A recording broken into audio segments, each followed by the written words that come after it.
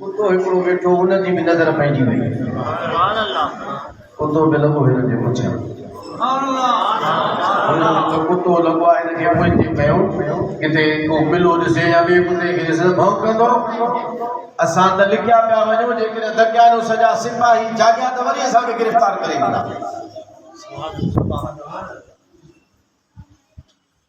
मोटाए हाणे साईं ही मोटाइण ते ये बस थोड़ो कुतो कोई ते वनी हे वरी अॻिते निकिरे त वरी कुतो कोन्हे इहो बार बार इहो मुंहिंजा साईं सिलसिलो हलंदो रहियो नेठि तफ़सीर वारा लिखियो आहे इमाम कुर्तुबी लिखे थो क़ुर करीम जे इन सूरत जे तफ़सीर में इमाम फ़खरुद्दीन राज़ी लिखे थो उन कुते छा कयो आसमान ते रोक करे ऐं पंहिंजो ही जेके अॻियूं टंगूं अथसि इहे ईअं खईं जीअं माण्हू दुआ जे लाइ हथ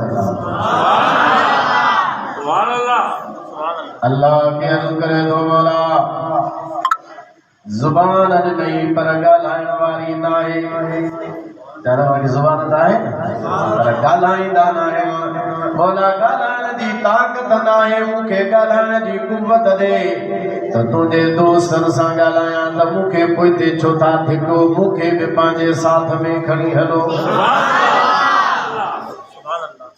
उते हीअं जो अॻियूं टंगूं खयूं उते मथे हथ खईं दुआ वांगुरु खणी टंगूं बणाई हथ बणाई दुआ पियो करे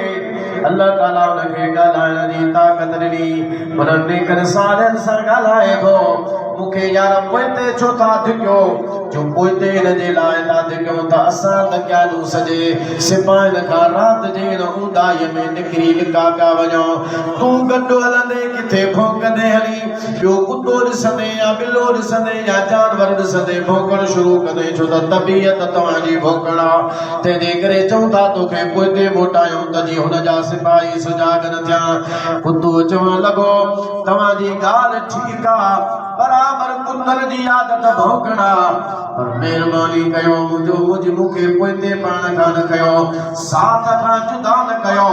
पर अहद तव्हां सां कयां थो कुतो ज़रूरु आहियां पर भौंकदुसि कॾहिं बि कोन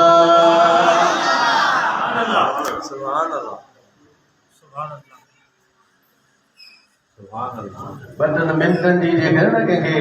नेकनि जी सुबत मिले त उहो बि पंहिंजी तबियत मटाए छॾी कुतो थी तबियत मटाए कुतो थी करे तबियत पंहिंजी मटाए हुनजी तबियत भौंकण आहे लेकिन उन ॿ-3 मिंटनि जी जेका सोबत मिली उन में पंहिंजे तबियत ताईं हथ खणी वियो जे तबियत बराबरि मुंहिंजी भौंकण आहे पर आदा तव्हां सां गॾु हलंदुसि भौंकंदुसि बिल्कुलु न